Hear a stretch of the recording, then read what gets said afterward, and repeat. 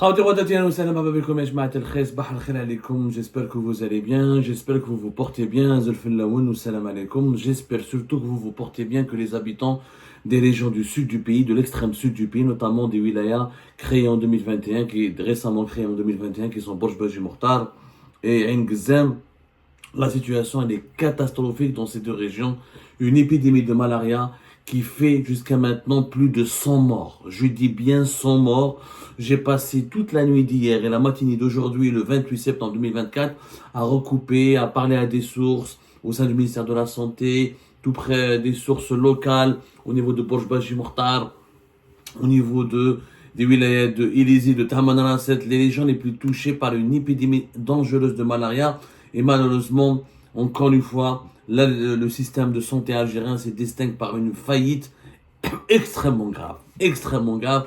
Les wilayas de Ain Gzem, de Borj Baji Mortar, Tamanrasset, et un petit peu Ilizi, mais surtout Borj Baji Mortar et Ain Gzem sont les deux régions les plus touchées par une épidémie. Ce n'est pas, comme par le ministère de la Santé dans son communiqué hier, un communiqué honteux, où le ministère de la Santé, au lieu de mettre en place une cellule de crise, au lieu de dépêcher le ministre de la Santé sur place, au lieu de décréter un état d'urgence sanitaire dans toutes les régions de l'extrême sud du pays, il parle uniquement d'apparition de cas de paludisme et de diphtérie, qui est une autre maladie infectieuse. En réalité, ce n'est pas une apparition de simples cas, c'est une épidémie. Nous sommes face à une véritable épidémie. Les cimetières de Borj Baji Mortar, les cimetières de Timiaouine, dans la wilaya de Borj Baji Mortar, les deux localités éloignées, distantes de plus de 2300, de plus de 2000 km d'Alger. Timiaouine, c'est plus de 2300 km d'Alger. Sont en train de compter chaque jour le nombre des morts. Les enfants, les personnes âgées, les femmes enceintes sont exposées à cette maladie dangereuse. Un peu d'explication et des informations. Nous allons vous expliquer qu'est-ce qui se passe sur le terrain. D'abord, qu'est-ce que c'est que la malaria? La malaria, c'est une maladie qui est très connue, malheureusement extrêmement méconnue en Algérie parce que elle ne touchait pas beaucoup le sud algérien. Donc normalement, c'est une maladie qui touche les zones tropicales. Mais avec les effets du réchauffement climatique, cette maladie ne cesse de se propager vers le nord de l'Afrique subsaharienne et vers le sud de l'Algérie, avec les plus que nous partageons. Nous partageons d'immenses frontières avec l'Afrique subsaharienne et le Sahel. Alors, le paludisme, ce qui est appelé le paludisme ou la malaria, c'est une maladie qui est mortelle. Elle est transmise à l'être humain par les piqûres. Les piqûres, les hasharat, certains types de moustiques. Il y a des types de moustiques qui, des parasites, dans le langage médical, plasmodium, peu importe, il ne faut pas rentrer dans les détails très techniques, mais c'est un type de moustique qui, quand il pique, on appelle, juste pour vous donner quelques informations, c'est une femelle. Apparemment, c'est un moustique femelle. C'est un moustique femelle qui, donc, quand il est lui-même infecté, il va infecter l'être humain. En piquant l'être humain. Quand il y a des piqûres de certains types de moustiques, l'infection se propage au sein du corps humain. Alors, c'est une maladie qui est causée donc par ce parasite, qui ne peut pas se transmettre d'une personne à une autre, mais elle se transmet à cause des parasites. Comme c'est des moustiques, donc à chaque fois que les moustiques piquent un être humain, les êtres humains peuvent tomber malades. Alors les symptômes, ça peut être très bénin, ça peut commencer de façon bénin, ça peut être des frissons, des maux de tête, même des symptômes très graves qui peuvent causer la mort, qui sont la fatigue, la confusion, les convulsions, les difficultés respiratoires.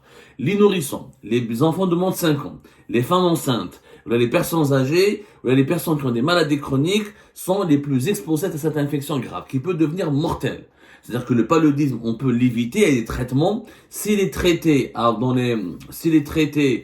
les délais, s'il est diagnostiqué dès le début, il y a des traitements efficaces qui peuvent l'éliminer. Par contre, il y a des complications extrêmement graves, notamment des complications respiratoires, si la maladie n'est pas diagnostiquée ou elle n'est pas traitée dans les temps. Donc c'est pour ça qu'il faut être très rapide, il faut intervenir rapidement. Alors, le paludisme a toujours touché l'Algérie. Malaria a toujours touché l'Algérie, notamment dans les régions du sud du pays. Alors souvent, en Algérie, on aime accuser les autres. On a toujours parlé de cas importés. C'est-à-dire, on accuse les migrants subsahariens qui viennent du Mali, qui viennent du Niger, qui viennent du Bénin, qui viennent du Cameroun, ou qui viennent du Burkina Faso, de l'Afrique subsaharienne, de ramener cette maladie infectieuse avec eux, ou je sais pas quoi, ils ramènent les insectes, ils ramènent les parasites. Ce n'est pas vraiment vrai. Il faut savoir qu'à cause des effets du réchauffement climatique, notamment de ces 4 dernières années, il y a des températures de plus en plus. Le climat du sud, de l'extrême sud du pays, commence à ressembler à un climat tropical. D'ailleurs, récemment, qu'est-ce qui explique aujourd'hui pourquoi l'épidémie à la fin de ce mois de septembre, il y a une épidémie dangereuse de paludisme, de malaria dans l'extrême sud du pays, notamment à Ingizem, Bosh-Belgi, Mortal et Tamanrasset. Et bien, pour une raison simple, c'est à cause des pluies diluviennes. Il faut savoir que la pluie, quand il y a beaucoup de pluie, ça peut favoriser la propagation des moustiques et des parasites qui vont transmettre le virus du paludisme ou de la malaria vers l'être humain, à travers des infections, à travers des piqûres. Et pour les scientifiques, il faut savoir que le paludisme ou la malaria, ça tue 400 000 personnes par an. 70% c'est pas seulement sur le continent africain, essentiellement sur le continent africain, notamment en Afrique australe et en Afrique subsaharienne. Bon, les perturbations climatiques, les scientifiques ont remarqué que les perturbations climatiques favorisent le développement et la propagation de la malaria. Par exemple, quand il y a des saisons de pluie plus ou moins longues ou plus ou moins denses, elles sont généralement synonymes d'augmentation des cas de paludisme. Par exemple, il y a des pics particulièrement aigus de la maladie lorsqu'il y a eu beaucoup de pluie, il y a des pluies torrentielles. La pluie favorise la création de lacs, de petites flaques d'eau, les flaques d'eau, etc., l'accumulation de l'eau de pluie, etc. Ça attire certains types de moustiques. Et avec les moustiques vont donc transmettre l'infection vers l'être humain. C'est ce qui s'est passé à la Balkan Bellihnaya, au début du mois de septembre. Il y a eu beaucoup de pluie en Algérie. Il y a eu beaucoup de pluie, il y a eu des inondations. C'est vrai, du côté de Béchar, on a beaucoup parlé des morts, etc. du côté de Béchar. Mais il n'y a pas qu'à Béchar. À Élysée, à Bni Abbas, à Tamanrasset, à Timiaouine, à Bourj-Belgi Mortar. Ce sont des localités qui ils sont aussi touchées par des inondations qui ont été dévastatrices. Les inondations s'expliquent par quoi? Les spécialistes du climat, ils en ont parlé. Même les experts algériens en météorologie, ils ont expliqué que ces pluies qui ont causé beaucoup de dégâts au début du mois de septembre, c'était de cela 3 semaines à peu près, s'expliquent par une remontée inhabituelle de la mousson en provenance d'Afrique centrale. Donc c'est les pluies qui devaient s'abattre sur l'Afrique centrale qui a remonté jusqu'à l'extrême sud de l'Algérie, jusqu'au sud-ouest de l'Algérie et aussi le sud marocain, et ça a fait des pluies torrentielles où dans certaines localités, il a été enregistré quotidiennement 150 jusqu'à 200 mm de précipitations. C'est-à-dire qu'il y a eu des orages, des pluies torrentielles. En fait, en une journée, il y a eu des pluies d'un volume d'un mois ou de 2 mois. C'est ce qui s'est passé. C'est ce qui s'est passé d'ailleurs au début du mois de septembre. Et c'est ce qui a causé donc des inondations. D'ailleurs, la protection civile en Algérie, elle a essayé de se mobiliser. Il y avait des situations d'urgence.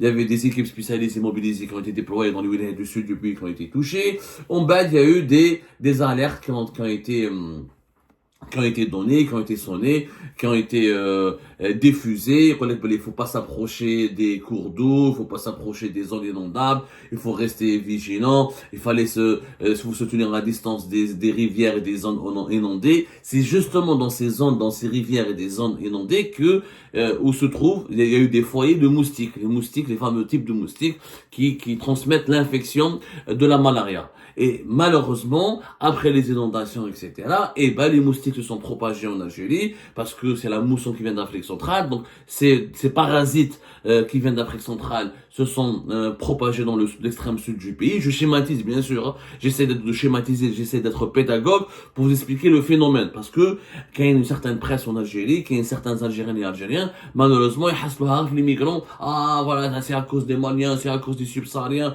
et du Bonafel mort, ça n'a rien à voir. C'est à cause des conditions climatiques. Le changement des conditions, les changements qui ont été opérés avec les conditions climatiques, la détérioration des conditions climatiques et le fait que le climat tropical commence à s'installer petit à petit d'une année à une autre dans l'extrême sud du pays, c'est-à-dire que ce n'est plus le climat saharien classique avec il y a des fortes chaleurs caniculaires, mais il peut y avoir des pluies torrentielles avec une remontée de la mousson. De cette mousson, la mousson, ce sont des pluies classiquement en Afrique centrale, c'est des pluies très très torrentielles. très torrentielle. La mousson, marouf à l'Inde, marouf en Afrique centrale, etc. C'est un vent tropical qui souffle pendant une certaine période et qui est accompagné par des pluies extrêmement dures, hein, des pluies assez denses, assez denses. Donc, هذا هو le phénomène climatique qui a permis malheureusement l'installation ou la diffusion en Algérie des parasites qui transmettent le paludisme. Voilà. Et c'est pas la première fois. Hein. En 2023, par exemple, déjà, l'année dernière, en 2023, au niveau de l'hôpital, le PH de Tamanana, c'est un professeur, chef de service des maladies infectieuses. C'est le professeur Yes Akhamour, il avait tiré l'attention. Il avait déjà, en 2023, il avait dit que il y a une progression anormale des cas de malaria, dans notre région, notamment l'hiver dernier. Par exemple, pendant 14 jours, en 2023, il y a eu plus de 20 cas de paludisme. Voilà. Bon, à l'époque, c'était des cas qui venaient du Niger et du Mali. C'est des cas importés. Mais il y a aussi pas mal de cas locaux. Il y a eu 868 cas. Il y a eu d'autres cas en Algérie il y a 3 décès. La dernière fois, il y a eu des décès causés par le paludisme et la malaria. C'était en 2020 en Algérie. Il y avait 2726 cas. Mais il y avait uniquement 3 morts. Voilà, Allah yarhamhum ala kulli hal. Ça reste des morts de trop, mais il n'y avait que 3 morts. C'était beaucoup moins grave que cette année. Tamanana, ça a toujours été la wilaya la plus touchée. 2281 cas. Adrar, Mad Élysée, Ghardaya, Ourgla. Il y a eu même des cas qui ont été de malaria qui ont été remarqués à Tipaza, puisque la transmission, les parasites qui peuvent donc, les parasites qui peuvent se transporter dans les bagages, dans les affaires des personnes, etc., etc., etc. Donc, cette fois-ci, la situation est plus grave. La situation est plus grave parce qu'il y a eu des inondations inédites qui ont causé des dégâts, etc. Et du coup, la malaria s'est beaucoup plus propagée. Depuis 3-4 jours, la situation elle est catastrophique. Allez voir les cimetières, les habitants diffusent des photos sur les réseaux sociaux de leurs cimetières, des centres hospitaliers, des centres de santé. Les autorités locales sont débordées. Il y a au moins 100 morts. Jusqu'à 48 heures, il y avait un bilan de 75 morts. Aujourd'hui, le 28 septembre 2024, on est à plus de 100 morts. Le dernier chiffre que nous avons pu récolter parle de 106 morts. 106 morts. Yajma'a, c'est grave. C'est grave parce que le paludisme, il peut être rapidement contagieux. Il se transmet par les transfusions sanguines, par des aiguilles qui sont contaminées. Donc c'est une maladie très contagieuse. Elle n'est pas contagieuse entre chaque être humain, mais comme il y a des piqûres d'insectes, et comme les insectes, on n'arrive pas à les neutraliser rapidement, si on ne les neutralise pas rapidement, et ben la maladie se propage. Les images sont chaotiques. On voit des enfants qui sont très touchés, des personnes âgées, des femmes fragiles. La situation, elle est vraiment extrêmement grave. Malheureusement, au lieu de décréter l'état d'urgence, au lieu de mettre en place une cellule de crise, au lieu de communiquer réellement sur les chiffres, au lieu d'envoyer des moyens, parce qu'il n'y a pas un vaccin réellement efficace. Il n'y a pas de vaccin réellement efficace. Il y a juste des traitements, on appelle ça les traitements antipaludiens, mais ces traitements sont efficaces à condition qu'ils soient appliqués dès le premier jour, dès que le diagnostic il est mis en place. Vraiment, ça faut que ce soit très très rapide. Le vaccin, il y a un vaccin qui a une portée extrêmement limitée. Il n'y a pas eu encore, c'est un vaccin qu'il faut l'administrer par 4 doses avec des longs intervalles, etc. Mais il n'y a pas un vaccin extrêmement efficace qui marche d'un coup.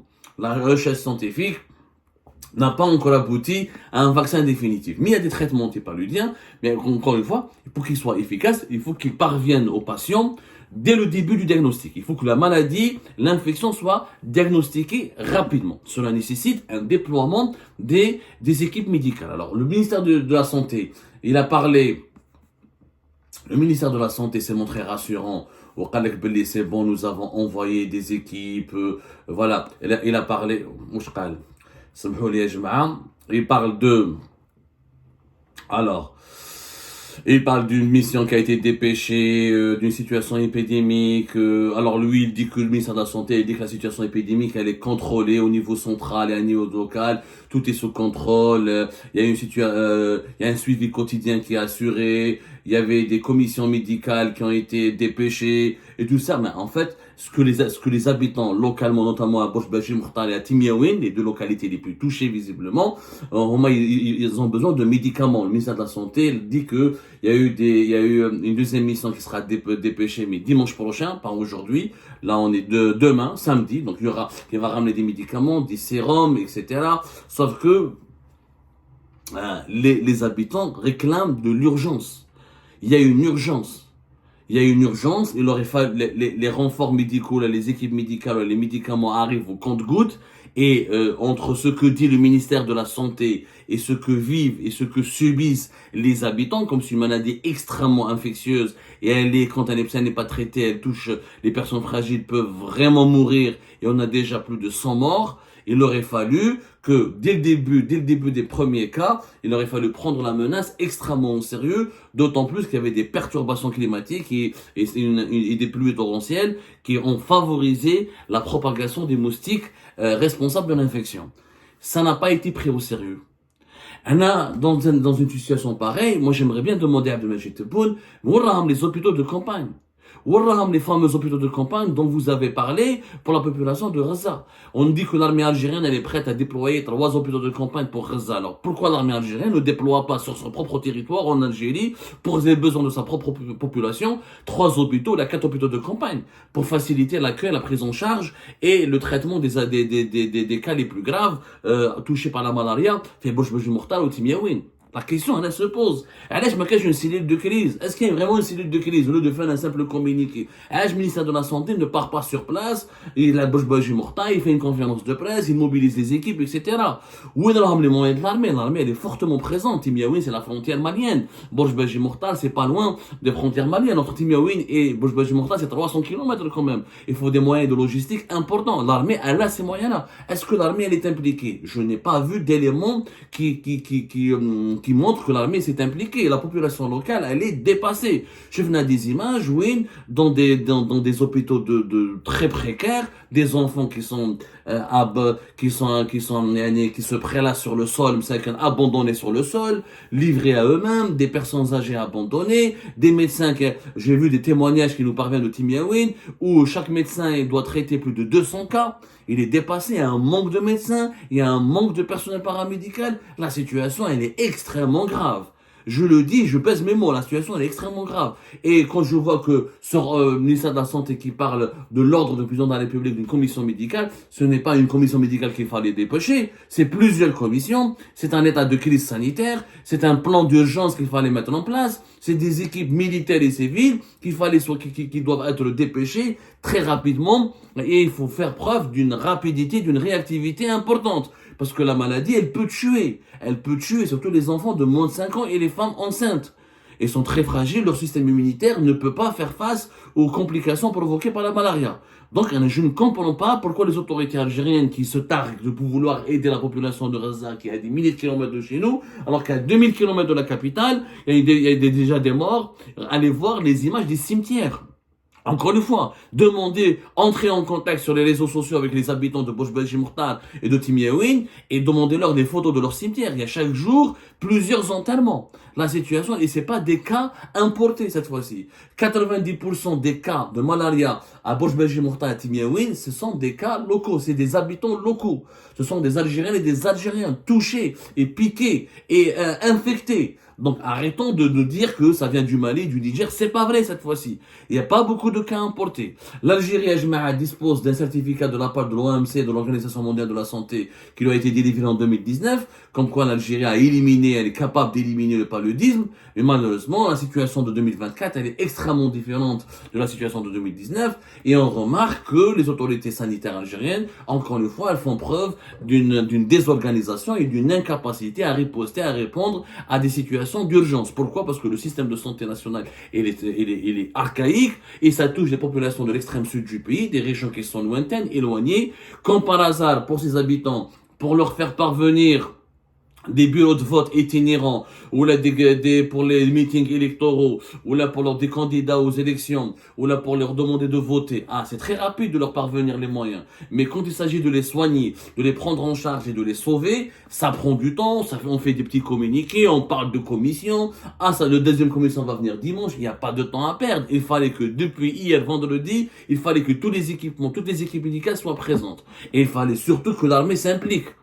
L'armée s'implique, si elle est capable de s'impliquer à Gaza, elle devrait être capable quand même de s'impliquer à Timiaouen ou à la Borj Baji Mokhtar. Je vous demande de partager rapidement ce live et ce coup de gueule et ces informations. Il faut absolument sauver la population de Borj Baji Mokhtar de Timiaouen. La malaria fait des dégâts extrêmement graves et on risque d'aller jusqu'aux 200 morts s'il n'y a pas une prise en charge rapide et des traitements antipaludiens rapidement mis en place parce que c'est une maladie infectieuse extrêmement dangereuse.